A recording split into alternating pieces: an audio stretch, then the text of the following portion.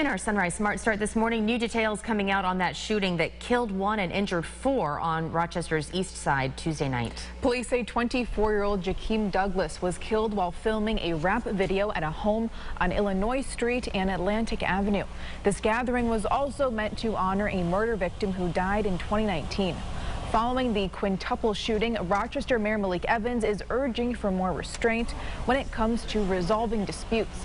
He says to use words to work through conflicts rather than immediately escalating to violence. What we've seen on many other occasions is this cycle of retaliatory arguments.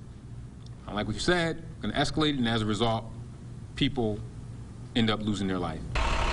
Police say at this point they still have a lot of information and evidence to go through.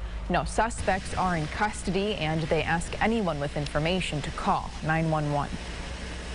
Dimitri Cash, a Rochester man previously convicted of kidnapping his 2 children, was found guilty of conspiring to kidnap and kill Monroe County Family Court Judge Stacey Romeo.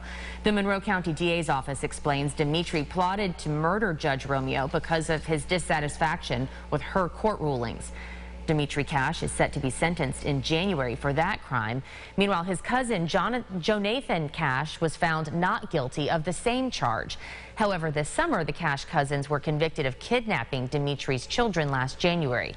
Dimitri was sentenced to 115 years to life for that conviction. Jonathan was sentenced to 75 years for the kidnapping conviction.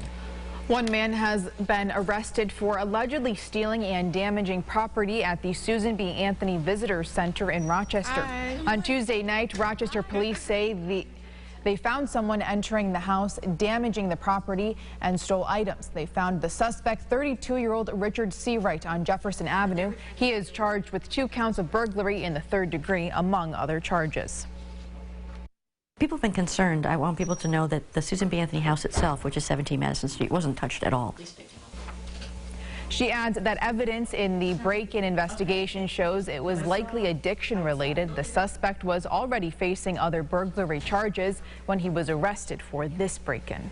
All right, taking a look at some news from around the state, the Board of Regents met Monday, laying out its priorities for the year ahead, seeking $3.4 billion in state aid to focus on expanding access to services, programs, and school meals.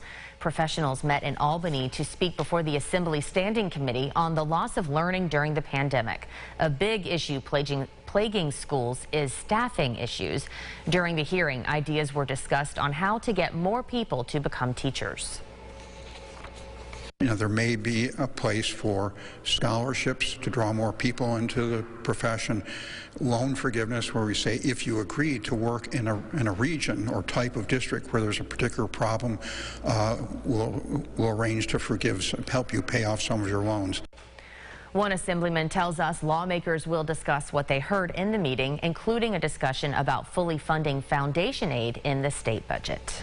All right, let's check in now with meteorologist James Gilbert for a look at today's forecast. James, we are expecting snow, but it's not snowing just yet. Is that right? Yeah, and we're good. We're good for this morning. I'd say we're good through about 9 a.m., to be honest, as we wait in anticipation of what is coming. So no chance for rain through sunrise, through 8 or 9 a.m., and then watch where that percentage goes. All the way up 100% as we get into this afternoon. Yes, it will snow despite temperatures being slightly above freezing. Those snow showers last and through tonight. We'll take a glance at amounts as well as the 8-day forecast at the end of the show. KCML, back to you. All right, James, thank you. Taking one last look at the roads this morning in our Sunrise show. Things are still looking pretty good out there. I'm not seeing any new accidents to report. All the main arteries are running on time this morning, so if you're heading out the door right now, you should be smooth sailing. All right, good start to your Thursday. Well, this week, gas prices are continuing to drop, which could mean more money in your pocket when you hit the stores for your holiday shopping. News 8's Jatira Marsh spoke with a AAA expert to learn what could be the cause and what predictions there are for the future. Jatira, good morning. Mel, Casey, good morning. Well, to sum it all up, it's supply and demand. Today's national average price for a gallon of gasoline is $3.26, 14 cents down from a week ago. A year ago, the price was $3.33. New York State average is $3.59, which is 11 cents down from the week prior. In Rochester, we're averaging a gas price of $3.64, which is down 6 cents from last week. AAA communications specialist Mark Gruba says there's an additional factor that plays a part in this, and he shares his predictions for the trend moving forward. The other thing that's a factor here that we always watch very closely is the price of oil. Right now, it's trading at about $70 to $75 a barrel, and that is $10 lower than a week ago. Anytime the price of oil is lower, gas prices will follow, and we expect that trend to continue going forward. According to AAA, to conserve fuel, motorists should map their routes, avoid peak travel times like rush hour, and combine errands in one trip while using cruise control when possible. ML, Casey, back to you. Jatira, thank you. AAA also suggests drivers should make sure tire pressure is at the vehicle's recommended level for the best gas mileage while removing any unnecessary bulky items from the car, since it takes more fuel to accelerate a heavy vehicle. All right, time now to go inside the huddle. After a season low in yards last week against the Jets, the Bills decided to bring back wide receiver Cole Beasley, hoping to add a little bit of spark to that offense. Sports Director Thad Brown has more on the Bills' latest move. Cole Beasley got a question on Wednesday about how he might be able to help the Bills. His answer was kind of incredulous. They're 10-3, he said. They're already good in all areas. But Beasley does offer a different dimension. And if day one is any indication, he might be able to offer that dimension pretty soon. It looks like he can still move out there running routes. He looks like he's still the same old Cole Beasley. He gets open. He's just a guy that just gets open in the slot. Everybody always talks about how unguardable he is, and I mean, hopefully we continue to do that. I got a good understanding for defenses and how they work, and I know how to manipulate defenders and create more space within whatever defense they're playing. When it comes to zone coverages, like he knows where defenders should be at. He knows leverages. He knows what windows that I'm looking at, and he's just got such a good feel. You know, if he's not seeing me, he's going to find a window where he can see me. There's a whole different level of versatility he adds. Just the way he sees the game, some of his route running capabilities and his just side-to-side quickness, it's unlike anything I've ever seen before. He's a smart football player. I think that goes without saying, really, and he's got a good rapport with Josh as well, as Brandon mentioned, and he's played this game a long time. He grew up in a football family with his dad, you know, coaching him. So when you grow up around that type of environment, usually you have a pretty good feel for the game.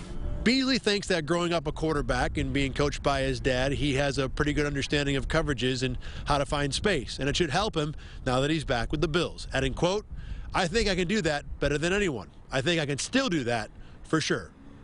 Inside the Buffalo Huddle in Orchard Park, I'm Thad Brown. Well, you two are my resident football experts. Are we happy about this move?